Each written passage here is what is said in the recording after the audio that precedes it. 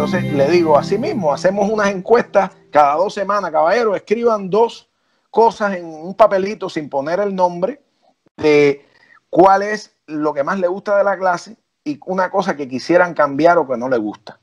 No pongan el nombre, yo no quiero saber quién lo escribió. Claro, algún alumno que le gusta mucho la clase, profe, yo no puedo, me gusta mucho esta clase, mi hermano, yo sé que eso es bárbaro aquí, pero yo necesito, yo necesito que me den un feedback. Entonces ahí tú recibes, el ciudadano estudiante te dice, mira, no me gusta esto, yo quisiera que esto cambiara, me gustaría más de esta forma. Y entonces, si yo veo, pongo todos los comentarios juntos y veo que hay una tendencia, es decir, una idea en general, pues entonces se aplica y se le dice a los estudiantes, mira, ustedes sugirieron esto, esto y esto, vamos a cambiarlo, vamos a hacerlo de esta manera a ver si funciona. Y entonces... Yo creo que a ti te ayuda, bueno, a ti te ayudan muchas cosas. En primer lugar, como profesor, ¿no? O sea, yo mirándolo de fuera. Justamente toda esa preparación y toda esa formación que tú tuviste desde antes, quizás, incluso desde aquí mismo de Cuba, de aprenderte todos esos poemas, todas esas experiencias de vida. Es que, oye, tu vida es una montaña rusa. A ver, no necesariamente espectacular por sí misma, porque probablemente hubo algunas que son traumáticas. Ahora tú las escuchas de ti, con esa sonrisa y con esa manera tuya de contar las cosas, con ese didactismo, con ese positivismo, con esa manera de siempre ver las cosas a mejor. Y es como que cautivante, ¿no? Es como, coño, qué vida más chévere ha tenido este loco. Pero a mí me resulta interesante que todo lo que tú has vivido podría tener un discurso lleno de excusas, lleno de dolor, lleno de odio, lleno de mala energía, y también sería legítimo, porque digamos, cuando tú cuentas la historia, y yo me imagino que hay gente, digamos, tú hablas del profesor, de este señor que tuviste, que fue Rolando Ardiles, sí. Rolando Ardiles, pero ahora pienso en cuánta gente no tuvo Rolando Ardiles, pienso en gente que perfectamente pasó todos esos trabajos que tú has pasado, y en vez de verlo con esa positividad, yo fui camionero y fui panadero y fui no sé qué. Hay gente que te cuenta eso mismo para llegarte a la conclusión de que hay que ser más egoísta, de que hay que ser menos solidario, que hay que ser, defiéndete tú y déjame a mí que yo me defiendo como pueda. Hay gente que fue a la guerra y está muy marcada, está muy herida, ¿verdad? Sí.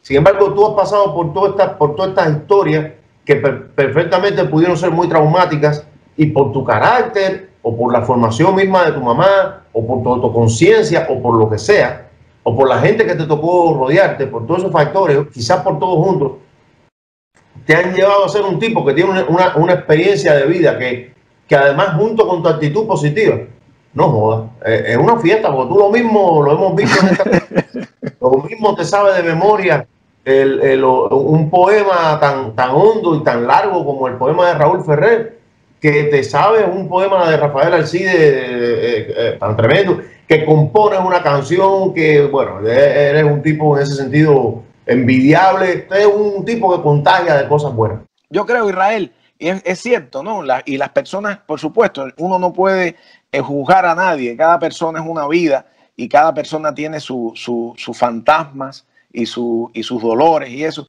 pero yo también he tenido mis dolores, pero también, y mis fantasmas y mis odios, pero también he tenido gente al lado mío siempre que más allá que me han recordado cosas, Yo recuerdo cuando ya yo vivía en los Estados Unidos, que mi padre vino a los Estados Unidos, sería el año 93, algo así, yo llevaba como 2 años aquí, y estábamos en Hialeah juntos, sentados, conversando, y yo estaba muy... las experiencias que había tenido en Cuba, había estado preso, todas esas historias, y estaba, además de eso, bombardeado por un medio que me reforzaba ese rechazo a eso, ¿no? Y a todo, ¿no? A toda la historia. Y yo tenía una lucha interna porque al mismo tiempo yo rechazaba eso, pero al mismo tiempo no podía odiar a gente que me había ayudado tanto, a gente es decir, no podía meter todo y odiarlo todo. Y me da pena decir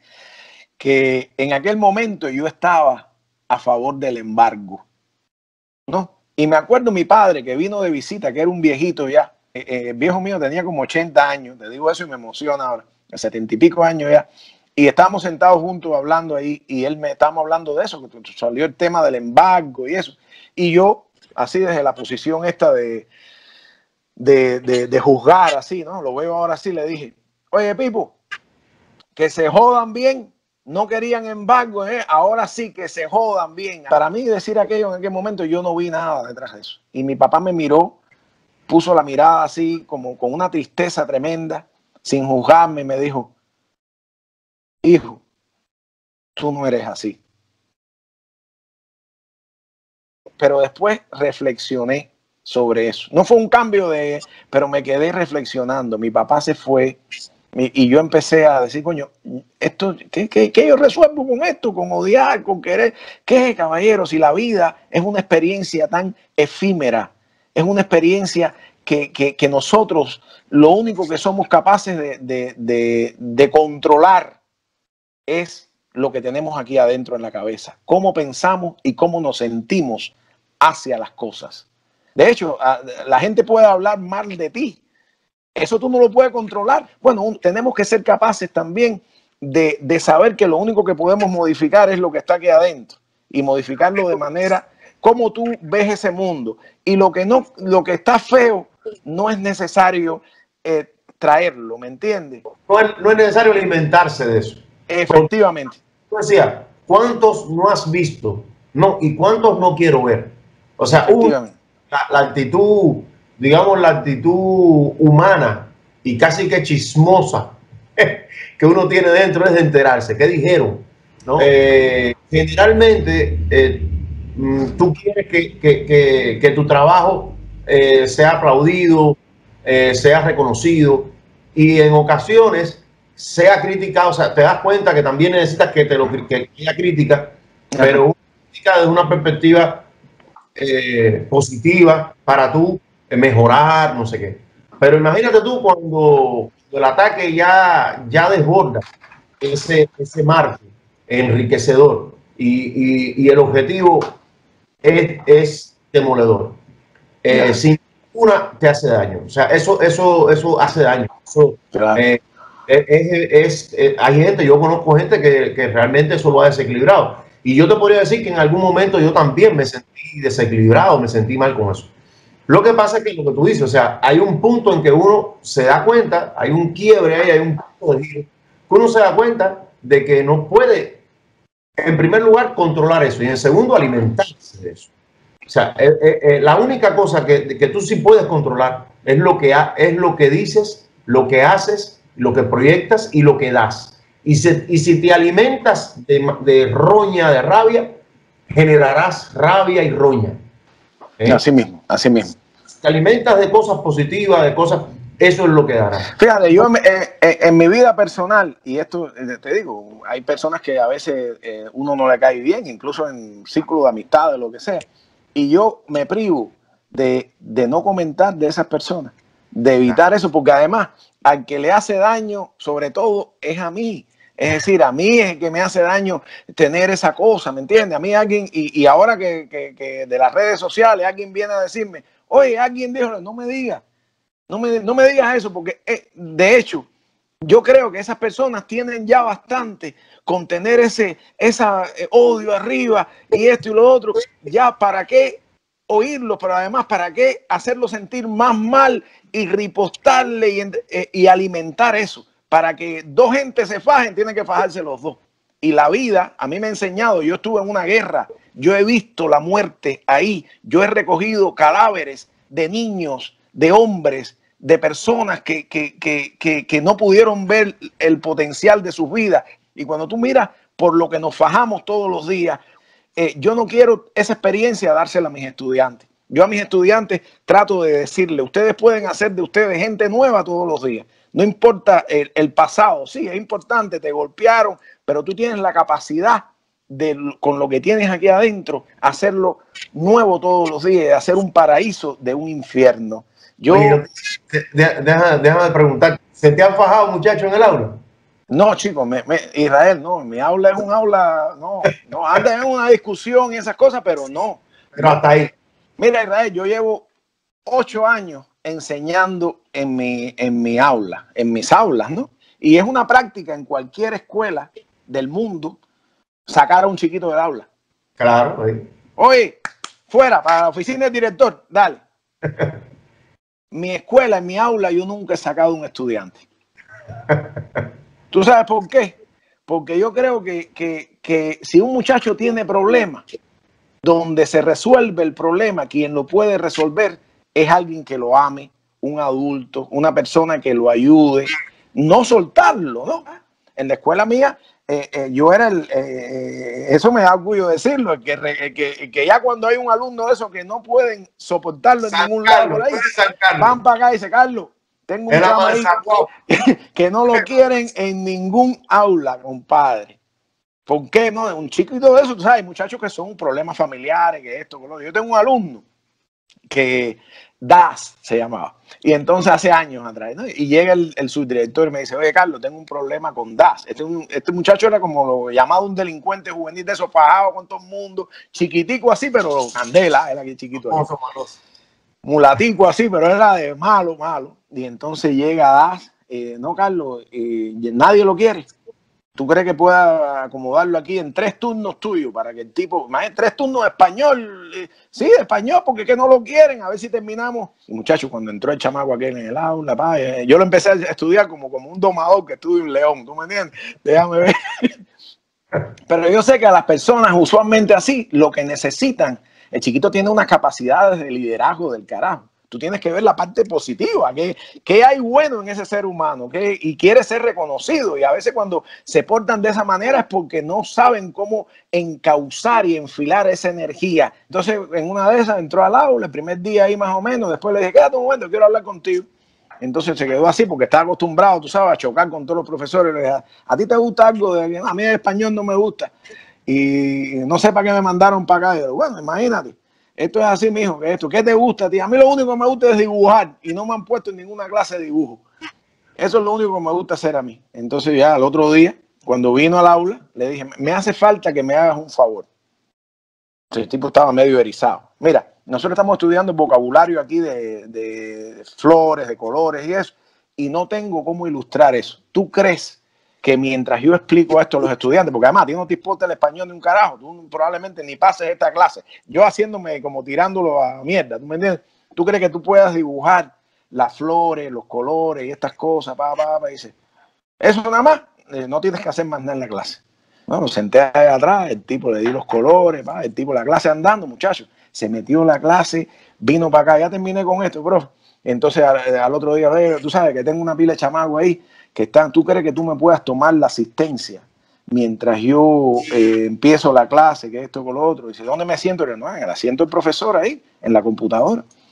Y el tipo, entonces se sentó en la computadora, empezó a tomar la asistencia.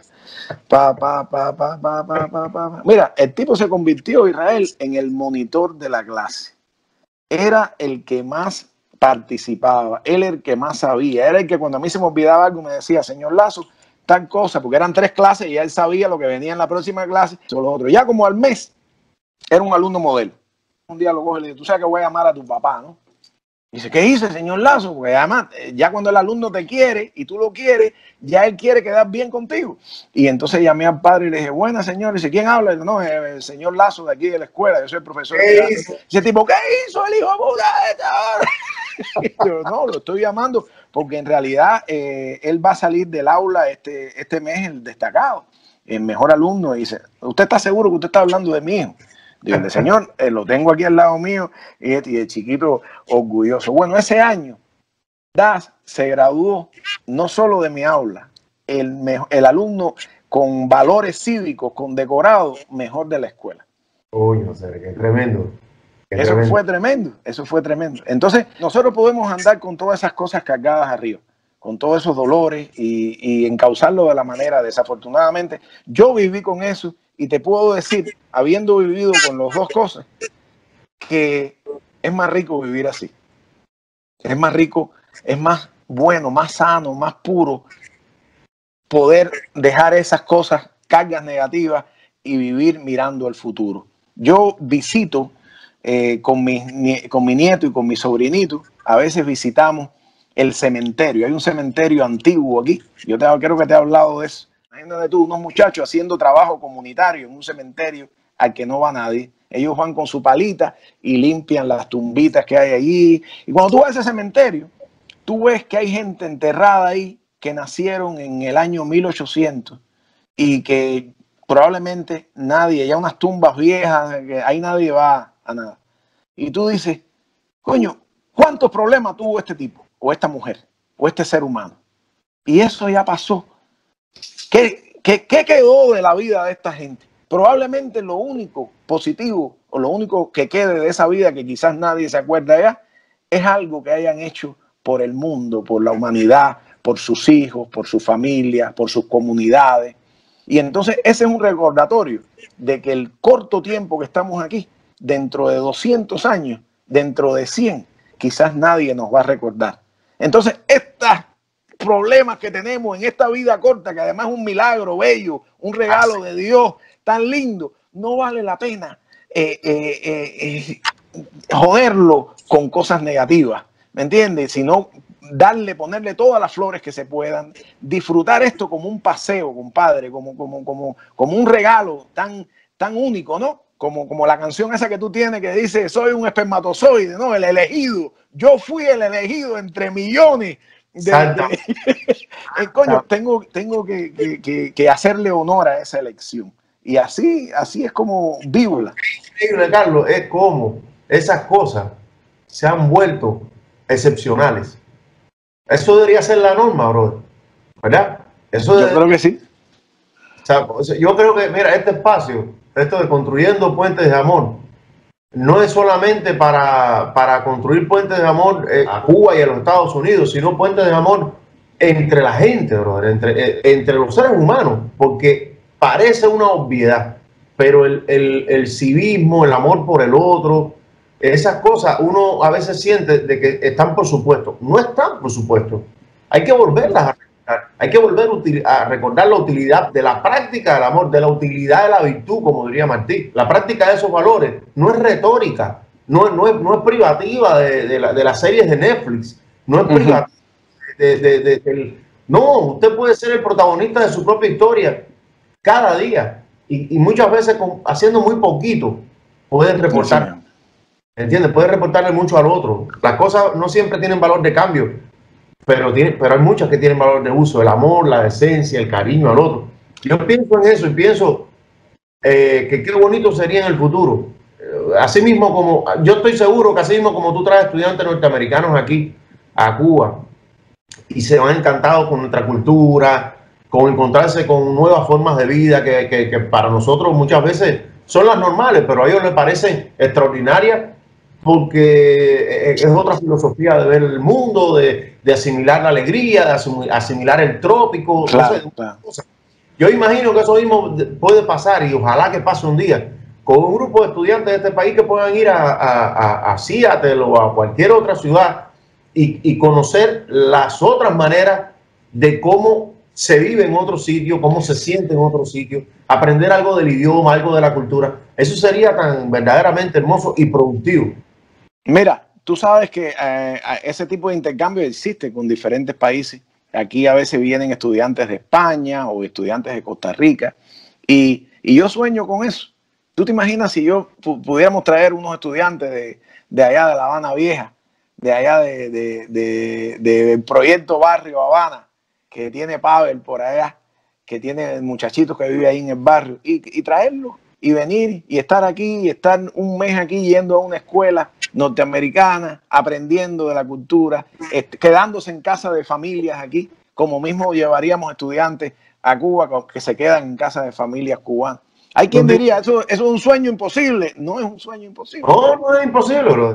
Mira, independientemente de todo y de la posición política que pueda tener cualquiera sobre determinada cosa, si hay algo que todavía vale la pena y con todo y que el impacto económico, ¿no? De nuestras carencias y del bloqueo y de nuestras propias chapucerías internas, más temprano que tarde también daña la educación. O sea, una prolongada crisis económica más temprano que tarde ha terminado también impactando en la educación en Cuba. Pero todavía tenemos una educación que yo creo que está, como bien dicen los organismos internacionales, de la media para arriba. Hay lugares donde hay que decir la verdad como es, hay lugares donde está de la media para abajo. Pero hay muchas escuelas, incluso algunas provincias donde la educación está de la media para arriba. Tal y como están las cosas, estoy absolutamente convencido de que ese tipo de intercambio sería tan productivo para las nuevas generaciones, tan productivo para los muchachos aquí, tan productivo para los muchachos allá y tan productivo para el profesorado, porque aquí hay experiencias también desde el punto de vista pedagógica y desde el punto de vista tú te imaginas si, ojalá yo pudiera, compadre, uno de esos tiempos que tú vengas a ayudarte a encontrar para que pudiera tener encuentro con otros profesores. Te tengo que presentar a la vieja, que a lo mejor vaya a hablar de cosas de maestro y eso, a lo mejor hay un par de cosas que ella te puede conversar, ¿no? Que puede transmitirte desde la vieja escuela, ¿no? O sea, oye, y es que los maestros, una de las fuentes nuestras de aprender es las experiencias de otros maestros. Exactamente. O sea, eso bueno, y gente joven, porque hoy hay gente joven que ejerce la docencia con amor por lo que hacen. O sea, hay muchas, como ya sabemos, hay maestros buenos y malos donde quiera, en Estados Unidos, y en Noruega y en Burkina Faso, donde quiera hay gente que ama lo que hace y gente que no.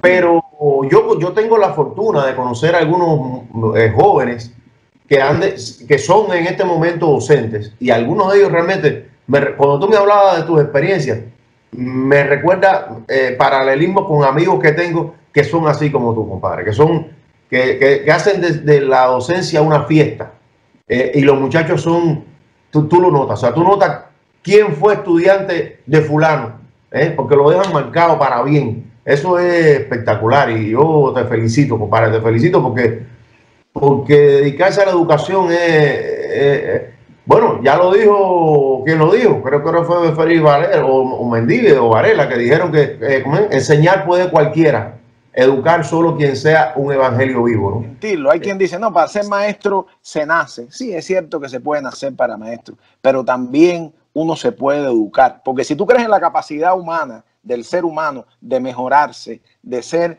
de salir de sus más oscuros instintos y ir hacia sus más altas y brillantes quimeras, ¿cómo no vas a creer en alguien que mira, yo era rastrero, yo era carnicero, yo era panadero, dulcero, pastelero y preso, odiador, y soy maestro, soldado, y en la guerra, y soy maestro? Es decir, yo creo que se puede, yo creo en eso, creo en que la gente... Y no solamente eso, sino que a mí me asombra que no solamente tú eres maestro por oficio. En la misma pedaleada, tú te fuiste con tus hijos, con tus sobrinos. Yo me imagino que la experiencia de tus hijos y tus sobrinos en eso, en esa locura tuya que te dio y que empeñaste incluso parte de tu capital personal, del tuyo, del ICE, de tu dinero, de tu esfuerzo, de tu tiempo, corriste tu riesgo, qué sé yo, todo eso. Eso, compadre, eso para tus hijos y para tus sobrinos debe haber sido una lección y una experiencia de vida inolvidable. Mira, a veces, incluso en la pedaleada, nosotros llevamos libros, ¿no? Yo leía y trataba de que cada momento fuera un momento de aprendizaje, porque a veces uno se priva de enseñar y dice, no voy a decir esto porque puede parecer ridículo, pero si tú miras en el pasado tuyo, ¿cuántas veces alguien dijo algo que tú todavía recuerdas en un momento de tu vida, que tú te acuerdas y tú dices, yo me acuerdo cuando ciclano de tal dijo tal cosa y eso me marcó a mí? Entonces tú tienes que vivir de forma que todo lo que tú digas en algún momento pueda llegarle al corazón a alguien. Y yo iba, pero no solamente en la pedaleada, cuando hablaba con los muchachos, hablaba de lecciones de vida, de la importancia de lo que ellos estaban haciendo para su familia, para su país, los Estados Unidos, para su país, Cuba, para el amor y los puentes de amor reales, ¿no? entre esos dos pueblos y que ellos eran los ladrillos de ese puente en ese momento histórico. Yo quería que ellos lo vieran así y ellos lo vieron y ellos lo sentían y se emocionaban y lloraban y leíamos a José Martí y volvimos a la infancia porque le leía Meñique y hacía años que no lo recordaban. Es decir, eso fue una experiencia extraordinaria, ¿me entiendes? Y ojalá que eso, ahí hay una semillita para sus hijos, mis nietos, mis otros nietos, sobrinos, ellos le pasen esa experiencia, ¿me entiendes? Carlos, y muchas veces nosotros como padres nos privamos de hacer cosas así, digamos, de transmitir valores haciendo cosas. O sea, nos dejamos arrastrar por la cotidianidad y muchas veces las vacaciones son en un hotel, en una cosa, y muchas veces podemos inventarnos cosas que son de proyectos alcanzables y arrastrarlos a esos momentos, fabricar esos momentos. Yo le llamo a eso clavarle un recuerdo a la gente. Así mismo. Así mismo. Recuerdo. Y yo lo sé por el viejo mío, brother. Mi papá era pero bueno, cuando era más joven, era el tipo ese que iba a picar caña, a recoger café, era dirigente sindical y se iba para todos esos montes, para allá. Y yo con él, compadre, y él me levantaba 5 de la mañana, 4 de la mañana. Oye, vamos. Pero después de aquella experiencia del camión y la no sé qué cosa. Sí. Y las cosas que se decían y las bromas entre hombres y las cosas. Bueno, todo eso yo lo recuerdo con tanto afecto, con tanto cariño. Y sobre todo la manera en que el viejo me contaba por qué lo hacía. Me decía, yo vendí coquito, limpié zapatos, no sé qué. Y esta es mi manera de hacer bien por los demás. Esta es mi manera de contribuir a los demás. Yo lo veía tinto en sudor con una mocha. Y yo recogiendo la paja detrás de un chamaquito. No sé. Mira, yo recuerdo, es decir, a veces uno en este mundo que vivimos hoy y ayer también, mundo de ayer y de hoy, queremos comprarle a nuestros hijos cosas, ¿no? Queremos comprar la felicidad con cosas. Yo resulta que mirando, tengo 55 años, y mirando el pasado, ¿no? Así cuando yo era un niño, mi papá se desvivía por comprarme alguna cosita, o los juguetes eran 3 juguetes, pero él siempre compraba otro por fuera para tratar de... Pero yo casi no me acuerdo de ninguno de los juguetes que me compró. Me acuerdo de algún juguete, pero en realidad de lo que recuerdo con cariño es mi papá enseñándome a nadar en Jaimanita. Es decir, yo y él aguantando me decía, oye, yo no te voy a dejar hundir, mueve los brazos, mijo, que yo estoy aquí apoyándote. O me acuerdo eso mismo que tú me dices, mi papá trabaja en una tintorería en esos años, primero fue tabaquero muchos años, pero después, y yo en la tintorería con aquellos adultos ahí, doblando percheros, como si yo estuviera trabajando uno más, y esos momentos son los que recuerdo, pero que dejaron una impronta ahí, ¿no? Eso, dejar una impronta, tener la convicción de que le estás clavando un recuerdo para toda la vida, un recuerdo enriquecedor. Eso, ya te digo, esa convicción, tú sabes que en este momento, esto que está haciendo, eso a él no se le olvida. Eso, así es. Qué chévere, ¿no? Qué bueno. Eso también lo hago con los estudiantes. Fíjate, tengo un estudiante que me lo ha dicho además, tú lo has visto, Jackson, ¿no? Y Jackson ama la cultura cubana y eso. Y cuando yo le he estado enseñando a Jackson algo que mi madre me enseñó a mí, por ejemplo, el poema aquel de Luis Carbonell, que dice, never, habráse visto que enredo, Francisco está confundido. Ayer me dejó este escrito y no sé qué le ocurrió. Y entonces, no sé qué querrá decir este negro presumido. Never. Bueno, eso yo lo aprendí. Never, habráse visto que enredo, Francisco está confundido. Ayer me dejó ese escrito, no sé qué le ocurrió, no sé qué querrá decir este negro presumido. Desde que estuve en New York, no le entendí ni pío. Por la mañana, Good morning. por la noche, Good night. thank you, si me da la gracia y cuando se va. Goodbye. Se fue a New York por 6 meses cuando Cupo volvió, no le entendía ni esto, toitico se lo olvidó. Aquí empezaron mi pena, no le pude entender nada, me dijo. Hello, my darling, how do you do, my sweetheart? Aló, ¿quién jala, mi negro? ¿Qué soy ni quejar? ¿Qué tú estás hablando, Francisco? Que yo no entiendo nada. Por la noche dijo kiss me, algo de kiss me, be nice, y yo con la boca abierta sin poderle hablarle nada. Sacudo un poco la jeta, pone el coco a trabajar, para tu lengua mi socio que yo no entiendo nada. Y así pasamos la hora entre Kiss Me y Be Nice, tratando yo de adivinar lo que él quería explicar. Cada vez que decía Francisco, no entiendo nada porque no hablas en español, él me contestaba, I'll try. Pero en toitica la noche solo decía I'll try. Al fin llegó la mañana y sigue con I'll try. Y yo rogando a los santos. Ayúdame, llama ya. ¿Qué quiere decir Francisco cuando me dice I'll try? ¿Por qué tanto kiss me, darling? ¿Qué quiere decir be nice? Este negro está fundido. O es que me quiere enseñar lo que en Cuba significa kiss me, darling y be nice. Por eso porque toitica la noche lo repitió sin parar. Por la mañana temprano. Cuando le fui a preparar su baja criollo, creyendo que le iba a gustar, me dijo no sé qué cosa, de jamambret, cofiamil, no sé qué más. El caso en que no entenderlo, me eché en la cama a llorar. Y él me decía. Y entonces, cuando tú ves que tú transmites esa cultura, y esa es la cultura, ¿no? Esos conocimientos, ese amor, esa historia que se transmite de generación en generación. En este caso, en el caso mío, transmitir no solo de generación en generación, sino hacer un puente de amor entre mi país de nacimiento y mi país adoptivo, y transmitirle a Luis Carbonell, a un estudiante norteamericano mío. Mi hermano, yo me puedo morir mañana, Irra. Yo me puedo morir mañana, compadre, si ya yo, ¿qué más? Como decía el CIDE, ¿qué más puedo pedir? Un reportaje en la revista Cuba. Es inútil que insista, ¿no? Agradecido con un perro. Agradecido con un perro, hija. Agradecido con un perro, hermano. Así es.